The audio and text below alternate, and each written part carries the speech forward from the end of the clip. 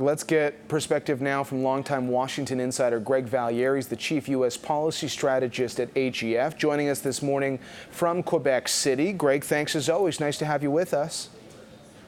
You were great to see you, John. You put in your morning note just the issues surrounding Bernie Sanders' health issues that materialized this week. I would love to get your reaction to David Rosenberg's comments.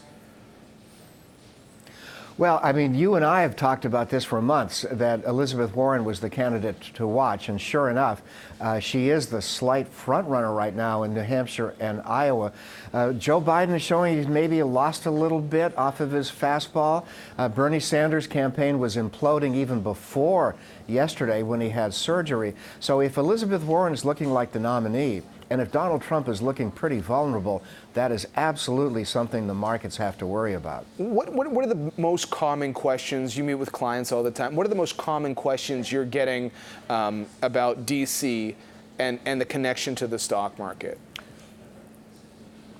I'd say China, and China. I think the markets feel that, the U.S. is going to limp along with mediocre growth, 1.5%, 1.75%. We got so much stimulus from the Fed and from spending, from fiscal policy. But the great wild card, John, I think, is China. Will Trump at some point, maybe at the end of the winter, decide he's got to get a deal to get reelected? Or, and this is the new narrative, or is it possible the Chinese might say, maybe we'll wait. Maybe we'll wait till after the U.S. election. If Trump loses, maybe we'll get somebody instead who's a little bit easier to deal with.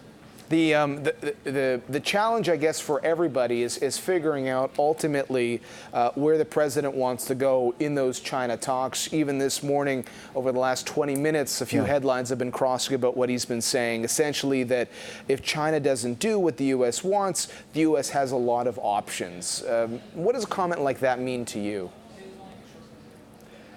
One day he's threatening, the next day he's conciliatory. Really astonishing lack of consistency for him, like he makes it up every day as he goes along, which makes it hard for the markets to follow this. And I'd have to say that the big takeaway right now is uncertainty. It's uncertainty on the part of U.S. farmers who are in a recession. It's uncertainty on the part of U.S. businesses that need component parts that are made in China. So this uncertainty affects confidence, and I think is one of the reasons why the markets are starting to get a little shaky right now. What do you think ultimately is the point at which, let's say, the Trump administration starts to take a different tact with China? I mean, is it more readings like what we've seen this week on services and manufacturing? Is it the jobs report tomorrow? Is it something over the next couple of weeks or months to be watching for? I mean, what would be the catalyst, do you think, for that? Well, I think that at some point Trump is going to need a distraction. The intensity of the impeachment move right now cannot be overstated. Pelosi's thinking she might be able to get impeachment done by the holidays, by Christmas.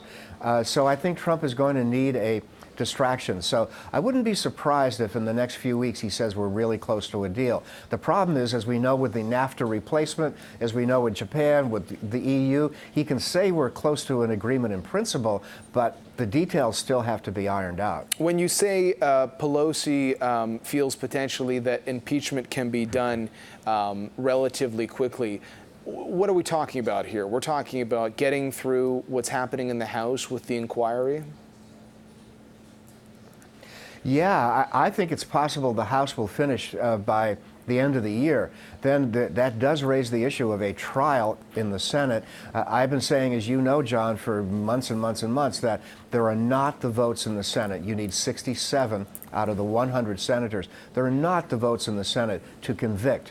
Maybe there's votes in the House to impeach, but conviction still looks like it's unlikely. You're in Quebec City today, in Montreal last night. The federal leaders in the election taking place in this country were facing off. You mentioned getting to the finish line of that NAFTA deal. What does all this mean for Canada if we're not quite sure when we ultimately see the ratification of the free trade deal, and when Canada appears to be caught in the middle, especially when it comes to files like China? Yeah, you know, I had thought that we could get a deal ratified by your election day, October 21st. That's looking less likely now. Nancy Pelosi would have to put the New Deal, the USMCA, on the floor of the House, and I don't think she's anxious to do any favors for Donald Trump right now. And I think that even though both houses, I think, have enough votes to pass this, you got to get it onto the floor. And I think Pelosi may drag her feet on this. One of the many casualties of this impeachment mania right now in Washington is that all sorts of other stuff, the Canadian deal, drug pricing, a budget, all this other stuff now is going into the background as we focus almost exclusively on Ukraine and impeachment. So there's a lot of clouds in the air right now. There's no doubt about that, Greg. But when it comes to this issue of ultimately whether or not in the U.S. we would see a recession, how do you feel about that prospect?